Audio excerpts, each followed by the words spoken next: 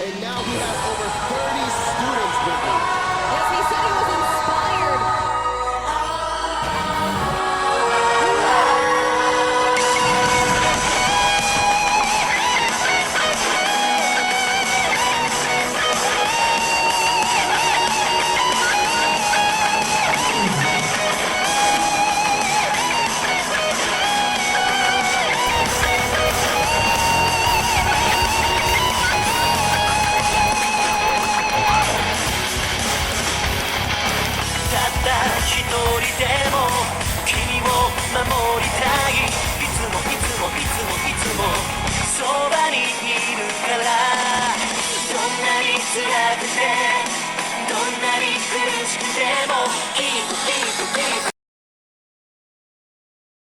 Hello, wahai peminat Odin Show, apa khabar?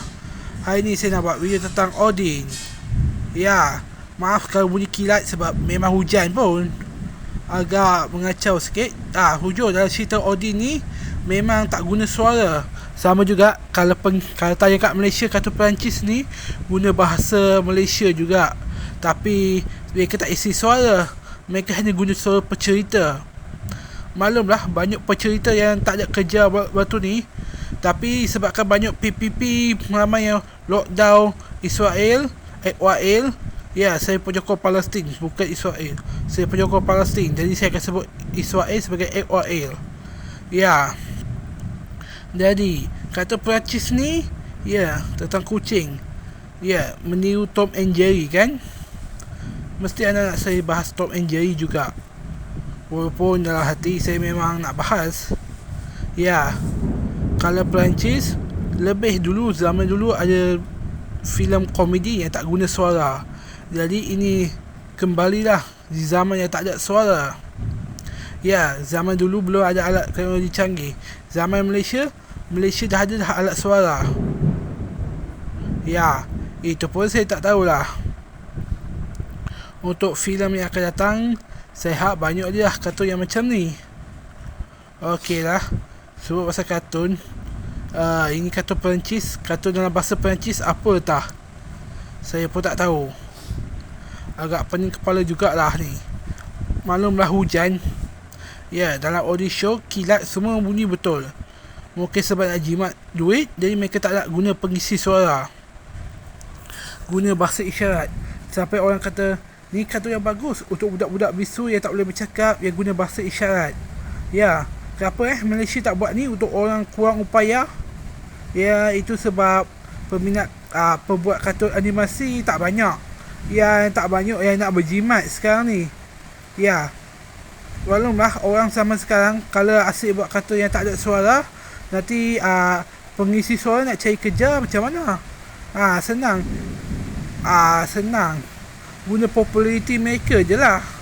Maklum zaman makin canggih, puppet pun boleh ada. Okey lah. Banyak je lah kartun yang macam Odin Show ni. Tapi saya tak tahulah kartun apa dia sama. Ada kartun 3 ekor anjing melawan 3 ekor tikus. Ya, tak tahulah sama ke tak. Jadi untuk tu anda carilah sendiri kartun tu. Hei, jadi kuat pula hari ni. Maaf lah kalau keganggu. Hari ini agak apa tah? Untuk kartun kali ni, sorry, saya cuma tahu karakter utama je. Untuk karakter pelipas, kucing hijau dengan anjing tu saya ingat. Dog, bukan, Bob, dah ingat dah. Jadi untuk tu, untuk tu saya tak ingat lagi nama-nama karakter animasi yang lain. Kalau anda tahu, sila saja komen. Ya, untuk kartun ni, berapa kartun ni? Saya pun dah tak ingat dah. Odin Show ni dah tak tayang dah. Jadi baik, lupakan sajalah kartun ni. Sebab Perancis tu bukan Palestin. Ya, saya buat kartun ni untuk anda lockdown Perancis tu. Ya, sebab apa? Ada warga Israel yang gunakan warga kelahiran Perancis untuk masuk ke Malaysia, yang habis semua orang Malaysia mati sebabkan mereka. Ya, sebab itulah Tapi ada warga Malaysia masuk ke Israel untuk hapuskan Israel. Macam mana? Dengan menggunakan warga kerajaan Singapura.